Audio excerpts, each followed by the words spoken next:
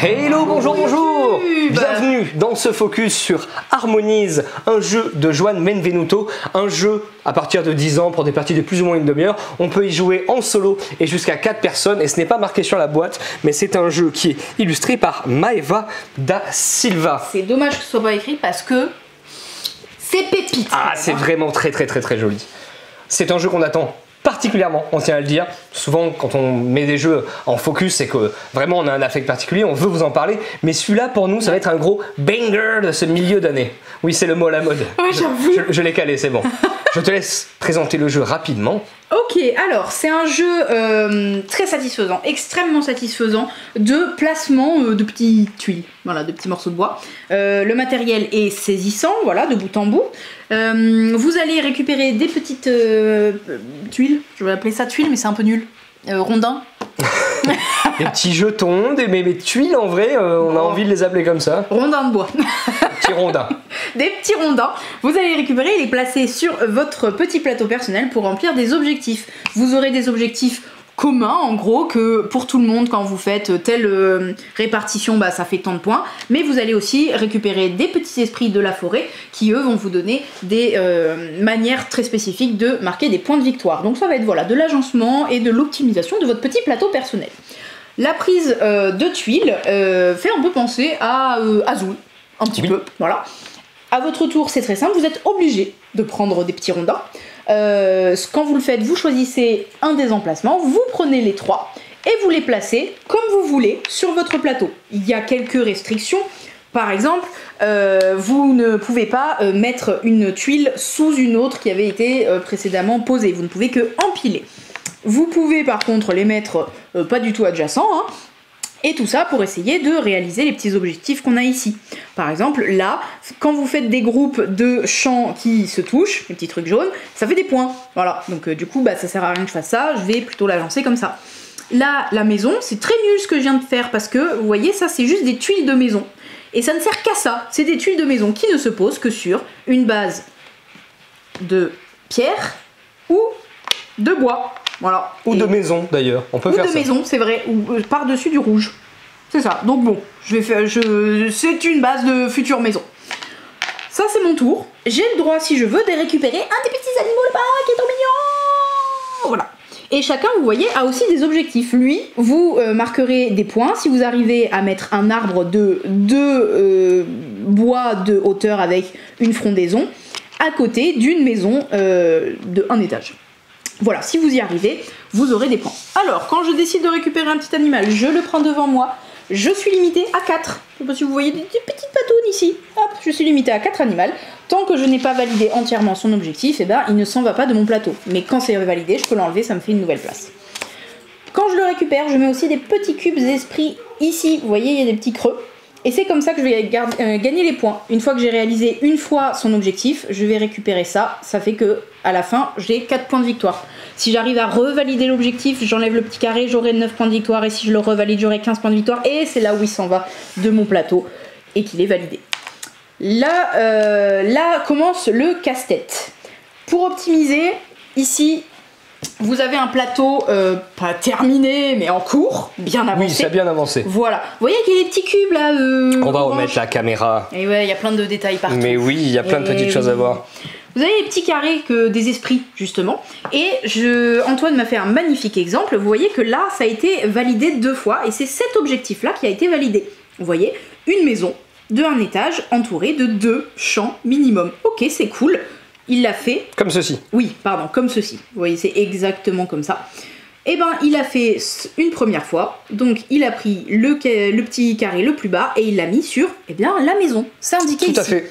On voit que ça a été validé 2 fois. J'ai réussi à faire 2 fois la mise en place. On voit que là, on va devoir mettre le petit cube. Eh bien, ça ne peut être validé qu'une fois parce qu'après, il y a un petit cube. Mais par contre, eh bien, les autres éléments, ils peuvent servir plusieurs fois. Comme par exemple, ce champ de fleurs qui sert à cette mise en place.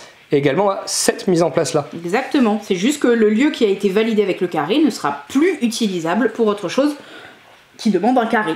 Voilà, voilà, ça c'est vraiment là où vous allez vous bloquer, vous allez essayer de vous servir de plusieurs choses d'une même chose pour plusieurs objectifs, autant que possible. Vous avez du coup les différentes manières de scorer qui sont de faire des arbres plus ou moins hauts. Donc plus vous mettez de petits troncs avant de mettre la frondaison par-dessus, vous aurez des points. Vous avez la pierre qui peut faire des chaînes de montagnes. S'il y a un caillou tout seul isolé, ça sert à rien. Par contre, plus vous mettrez des montagnes et plus elles sont hautes côte à côte, ça fait une chaîne de montagnes, ça fait plein de points. Vous avez, comme je vous ai dit au début, les champs. Vous avez les maisons. Les maisons, elles, il faut qu'elles aient un étage avec leur toit et qu'elles soient entourées de plein de paysages différents autour d'elles. Voilà, elle aime bien qu'il y ait des champs, de la forêt, un peu de tout. Et enfin, vous avez la rivière. Il faut faire une chaîne. Et votre plus longue chaîne de rivière vous rapportera des points plus elle est longue. Voilà, si vous avez réussi à en faire s'enchaîner 6, vous aurez 15 points par exemple. Par contre, si vous faites des détours un peu inutiles, à la fin on ne compte vraiment que le chemin le plus court de votre rivière. Voilà. Ça sert à rien de partir dans des trucs comme ça. Il n'y a que ça qui va compter. C'était assez clair, non? C'était très très clair. Moi jusqu'ici j'avais un doute et ton illustration était parfaite. Voilà. Sachant que évidemment à chaque fois que vous prenez un petit esprit, vous le remplacez pour que tout le monde ait toujours le choix entre 5 petits esprits. Ça c'était le jeu de base, voilà, on recomplète les petits emplacements avec 3 nouveaux, il est magnifique ce tirage. C'est un très joli tirage. Très diversifié. Normalement quand tu fais ça, ça commence à râler autour de la table, parce que la prochaine personne pourra faire un magnifique arbre. Exactement. Elle a juste eu de la chance. C'est un jeu qui parfois est un petit peu opportuniste. Des fois on a ce qu'il faut, ça nous tombe dans le bec, tout cuit. Et puis des fois il faut batailler un petit peu, mais on arrive toujours à faire quelque chose. Ouais, grave.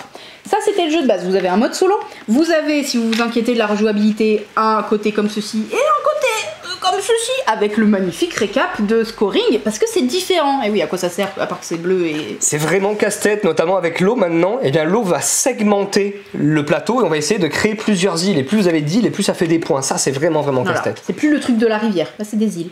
Voilà, et en plus vous avez un mode un peu plus difficile quand même, avec des esprits un peu particuliers, voilà, où vous allez en piocher 2 en début de partie chacun, et à votre premier tour vous allez en défausser une des 2 et garder l'autre devant vous. Alors elle vous prend un emplacement, hein, elle vous prend un emplacement jusqu'à ce que vous la validiez, elle est plus longue à valider, et elle vous rapportera pas mal de points, et vous en aurez qu'un dans toute la partie d'esprit. Il y en a plein, hein. Donc voilà, vous n'aurez pas les mêmes parties avant. La rejouabilité n'est clairement pas le problème de ce jeu. Voilà. Les petits esprits, ça c'est bonus, hein, ça fait plaisir. Les esprits, ils n'ont pas des petits carrés orange comme ça. Eux, ils ont des carrés... Tu me les as rangés? Oui, je les ai cachés parce que j'ai voulu laisser ceux avec les petites oreilles mignonnes. Mais c'était pour comparer. Et ben regarde, hop là, ici, il y a un carré blanc. Voilà. Hop là. Donc, vous n'aurez pas les oranges, vous aurez des transparents comme ça pour les petits esprits. Sauf si vous faites partie des premiers acheteurs, les élus de ce monde, vous aurez un petit goodies offert qui vous donne ces petits bonhommes que vous ne voyez absolument pas. Tu veux pas faire une vidéo exprès pour ça? Ça mérite de les montrer parce que j'ai rarement vu un truc aussi cute dans un jeu de société. Voilà. Moi personnellement, c'est bête, hein, c'est un petit bout de plastique, mais ça m'a fait absolument fondre. Regardez-moi ces petites oreilles. Regardez-moi ces petites oreilles en plastique. C'est trop mignon.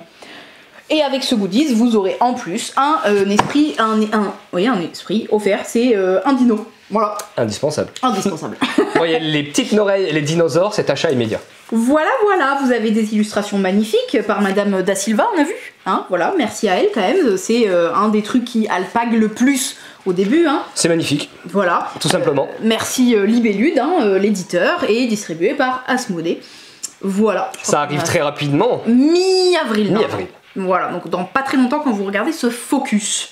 Sur ce, on vous dit à bientôt chez GD Cartes Bordeaux.